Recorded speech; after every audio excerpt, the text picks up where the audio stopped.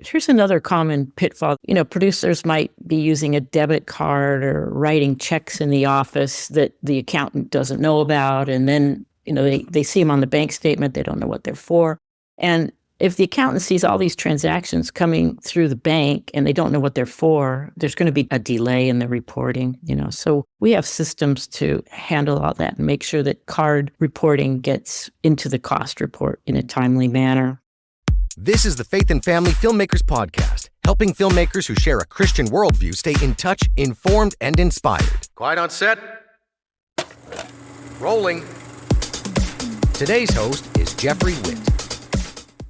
Welcome to the Faith and Family Filmmakers podcast. I'm Geoff, and our guest today is Margot Ransom. Margot Ransom is the CEO and founder of ProdCo Accountants. With over 25 years of accounting experience in production finance, Margot understands business and accounting systems. She knows what information owners and producers need to manage the business effectively. She has spent her career bringing smooth, predictable financial operations to production companies. An effective communicator, she can cut through the sometimes complex and mysterious world of accounting and translate it to simple English. Maybe even make it, dare we say, fun? Welcome, Margot. Thanks, Geoff. It's so good to be here. Yes, I'm actually quite excited because this is a piece of the puzzle in the filmmaking world that we've not fit that piece of the puzzle into our podcast yet. So it's important. Yes, indeed. And obviously an important part of filmmaking. I think it's probably not the first one that would come to most people's minds. No. But I also think that without it being done well, things aren't just going to happen. Exactly. I always say they talk about the entertainment business, and that is in fact what it is. There are a lot of brilliant creators in it, but oftentimes they just aren't wired for that financial piece, which is where we come in. Right. I was going to say, your bio had that little joke, if I call it that. Sure. Maybe even make it fun. Right. I'm guessing that most people not so inclined managing the finance of their production or production company is anything but fun. I think so. And you know what? I believe it's probably maybe intimidating, but when you do it day in and day out, I mean, the numbers tell a story, right? Oh, yeah. We help people learn how to read a financial statement, and then it's a light bulb goes off for them once they kind of get a grasp on it. And that's very satisfying to us. Yeah, and it would be very important to keep those finances in order to be successful in creating the film, first of all, but also in maintaining a successful company. Exactly. And, making sure that the film is profitable, because in addition to the passion, the investors, everybody wants to see a profit on it, Of course. And then there's the overall company too. Sometimes we work with, it's project specific in our engagement, but oftentimes we work with a company. So we're taking care of all the accounting for their production company, and we go take care of all their projects. But either way, it's obviously very important to keep a handle on that stuff because it can spiral out of control. We get lots of people that we talk to that have, they started out small, so they thought they could handle it themselves. And maybe that worked initially, but, we've cleaned up many a mess also. I bet. So when it comes to film projects, what are some common pitfalls that a producer might encounter when building their budget? Okay, well, I'm just going to start with the low-hanging fruit. The easiest and most obvious one is not having enough built in for a contingency, because human nature is this is another pitfall, overestimate the revenue or underestimate the expenses, right? So in addition to that, you want to have a strict system in place to control the costs. That's not part of building a budget, and we could talk about that a little bit later. But poor cost control is a huge pitfall in this whole production accounting world. And then I wanted to mention that for film in particular, you want to think about building an additional P&A budget outside of your production budget, because for those that don't know, it stands for print and advertising. So distributors oftentimes want to see that. Sometimes they'll advance on these P&A funds, sometimes not. You're expected to do it yourself, especially if you're self-distributing. But that might be something else that first-time producers haven't thought about. So just be mindful of that. And there are some rules of thumb. I've heard 25% of the budget or 50% of the budget, and that can sound very intimidating, which I do not want to discourage anyone, And I always say, God's got plenty of money. If he wants something done, it will get done. So that's my list for common pitfalls. So a big part of it is obviously keeping track of the spending as it happens so that you stay within budget. 100%. And that brings me to another point about real-time reporting, and we can get more into detail on that later on the specific platforms that we use and software, but it's vital. Here's another common pitfall that you didn't ask me about during production, but I'm going to bring it up anyway. Producers might be using a debit card or writing checks in the office that the accountant doesn't know about. And then, they see them on the bank statement. They don't know what they're for. And in particular, debit cards are really a hassle to use. I know they're quick and easy, like, we have a bank account, we'll just use the debit card. But if the accountant sees all these transactions coming through the bank and they don't know what they're for, there's going to be a delay in the reporting, So we have systems to handle all that and make sure that card reporting gets into the cost report in a timely manner.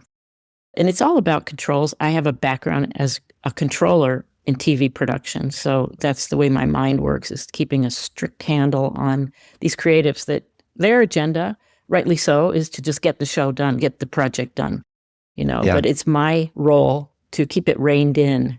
Mm-hmm. So that's what we do. So how closely would you work then with the line producer? We usually work very closely with the line producers. Actually, that's a great question. Would that be after the project starts or in advance of? Typically, it's during the project and after it begins. Yep, because the budget has been built when the project starts, and obviously there are fluctuations during the project, but that's what you manage in the cost report. So, again, we're not responsible for managing the budget. We're just responsible for reporting. We're just the messengers. This is a problem. You need to address this. But we're not boots on the ground, so we don't know. In other words, the line producer is managing the budget and making the decisions. Yes. You're keeping track of it so that the records are all in order. Absolutely. And so the line producer has visibility. Oh, she's over on this, he or she is over on this line. You need to make it up on another line. And so when it comes to the production companies, accounting for a production company, would that be so different than, business accounting in general? Well, that's a good question. A debit is a debit and a credit is a credit, but there are certainly specifics to production company accounting because you have to know how the production industry works. And sometimes projects are capitalized, sometimes not, and you kind of need to know the ins and outs of that, understand the information the producers need to see, not only at the production level, but at the company level. And at the company level, much of it is analogous to any business. When are you going to run out of cash? You have to keep a handle on your cash flow and not bloat your overhead. You didn't ask me this, but I'm just going to say it too, that's a common problem that I've seen in production companies is when you get a new contract, you got to staff up, but you want to be careful about it because building up your overhead, it's like gaining weight. It's much easier to gain weight than to lose it, and as everybody knows, our industry is not, smooth. There are peaks and valleys in the cash flow. So you want to be careful about bloating your overhead. So that's another pitfall that you want to look out for. But the short answer to the business side of it is yes, there are definitely similarities with regular, I'll call it, businesses. So what are some signs that a production company owner might watch for? Another great question. When they're potentially going to run out of cash, because ultimately we've got to make sure we don't do that. 100%. Well, I like to recommend that for my own company and for before I started my businesses where the companies that I worked as a controller, we always had a global 12-month cash flow projection going out so that we could see when we were going to go off that cliff and make contingency plans or when we needed to cut or when do we get a bank loan or when, do we need to make that next sale or all those things. So that's really important is just to have that visibility. And here's something else that's not spoken about a lot too. A general rule of thumb in business is that Well, actually, I'm going to back up and say for TV and film in particular is when you're building a budget, you want to have at least 35% overhead costs in there. And by overhead costs, I mean costs that you can bill back to yourself, like the producer fee, or maybe if you own a studio or your own equipment or something like that. Right. 35% is a healthy overhead number to have in the budget. And obviously, the larger that number can be, that percentage, the better. But I would shoot for at least 35% as a rule of thumb when you're building a budget. That's very interesting. Yeah. It can't all be going out. Exactly. You can't run your company. Exactly. You won't turn a profit. Exactly. Well, I'm interested in some of the projects that you've worked on. What would be some that our listeners, for example, would be familiar with, and projects that you're particularly proud of? Oh, yeah. I love that question. We signed up, I don't know, half a year ago or something like that at the very tail end of that film Nefarious that came out. Oh, yeah. And now we're working with Chuck Konzelman and Carrie Solomon, helping them launch their distribution business. So I'm very proud to be working with them. Cool. We're also working with Cypher Studios, and they are the fellows behind After Death, which was on Angel Studios. Okay. Also an excellent project. We're currently working on a big budget audio Bible in Spanish with A-list actors. Very proud of that. Interesting. It's awesome. I love what I do. Yeah.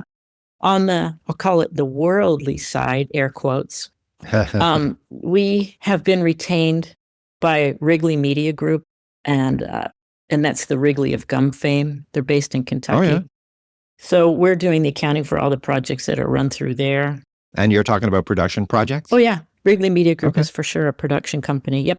We recently completed working on a Liza Minnelli documentary. We worked a while back on a Willie Nelson documentary. And we also count ATS among our clients. They're probably not a household name, but they are production adjacent, and they fabricate these sets for American Ninja Warriors. And they've also done some work for the Beast Games. So that's a fun company to work for. Yeah. Yeah. So you've worked on a lot of projects, various, no doubt, in size and scope. What are some of the differences? I'm sure there must be some between working on larger productions and smaller productions. We've got listeners who have worked on large productions and some who are working on micro-budget projects. Yes. Well, a big difference that jumps out at me is on the smaller projects. Ironically, even though there's a smaller number of budgets and a smaller amount of money that we're working with, it tends to want to get more chaotic just because they don't have the resources and the people management to kind of work with the accountant, So we make it work, but from an accounting perspective, it can be challenging just because of the lack of resources or time for the people that are on the ground there to focus on what needs to be focused on. So there's that. I think working on films in particular can kind of be a roller coaster wild ride because there's schedules, there's budgets, there's all those things. And like I mentioned at another point, that's our job, is to rein them in. But for some reason, sometimes it's smoother with the bigger projects. And I think that's just a question of the resources that they have. Yeah, I can imagine, as we've been talking and you've been answering the question, that smaller budgets, they're probably more inclined to be working with less than what they really need. And that's going to bring challenges. 100%. On every level. Yeah, it affects everything. So, we do it, especially if it's a passion project that we want to work with the people. But that might be something I need to mention too, is to make sure you have enough budget in there for an accountant, Yeah, you can get in touch with me. Yeah. If they want to know what that costs. Awesome. We'll talk about how people can get a hold of you at the end. And of course, we'll put some links in the show notes as well. I encourage people to contact Margot and make sure you get your accounting done right. Yeah. But let's go back for a moment and talk a little bit more about some best practices, whether we're talking about those smaller budgets as we just were, that have some challenges, or whatever the case may be. What are some good practices with regards to maintaining the budget, staying within the budget, making sure you have enough budget, not making mistakes that are going to cause you problems? That's a great question. I would say that big picture, the stakeholders, the producer, or whoever owns the project, needs to be looking at the numbers. Sometimes they don't want to, but like you got to know the truth, even if it's ugly. And here's some don'ts that I don't want to see when our clients do them. Don't use paid platforms like Venmo or PayPal. And I know it's tempting if you're just standing with somebody and they need to get paid right then to just Venmo them to them. But nearly 100% of the time, those cause problems. Namely, again, your accountant doesn't know about those payments. And so they don't know about it until they see it on the bank statement or if they're logging into the bank. And it doesn't say who the payee is, or it might say payable to John Doe, but the accountant has no idea what that's for. It causes more work. They need to contact whoever made the payment, try and figure out what it's for so it can get in the cost report. It's just a pitfall. And another thing that we pretty much insist our clients do not do is just write hand checks from the office. Again, I know it's tempting when someone's standing in front of you. Oh, we just need to get them paid, but just let the accountant do their job. Right. We have systems so that the cost will show up in the cost report almost in real time. So that's important. Those are the two biggies. Oh, and I'll just say, let the accountant do their job, and just don't make those payments. Don't go rogue like that because it causes problems. The first thing you said actually seemed like a big one and it seemed obvious, but maybe not, is they need to have their eyes on the numbers. It might be easy just to focus on getting the job done and not want to look at that or just be leaving it to somebody else. But they can be making the wrong decisions if they don't actually know the facts. That's a really good point. And they don't have to get into the nitty gritty. They can just look at if they have somebody that they trust that is producing correct numbers, they could just look at the bottom line of the cost report. Are we over or under? And then in the general categories, where are we over? Too many shoot days, whatever it is, catering, wardrobe.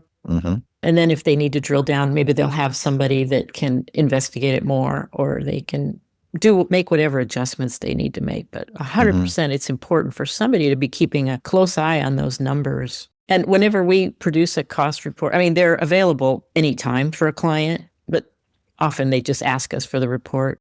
But we sometimes have to say, well, you're coming in at X cost at this moment, but there are all these unknowns that are on the bank statement that you still haven't given us receipts for. We have no idea what they're for. So that totals whatever it is, $50,000. And they need to know about that. But it causes more work and time and problems for everybody if they just don't stay within the systems that the accountant has carefully laid out and put in place. Yeah, and uncertainty. Exactly. That's not good for business, any business, uncertainty.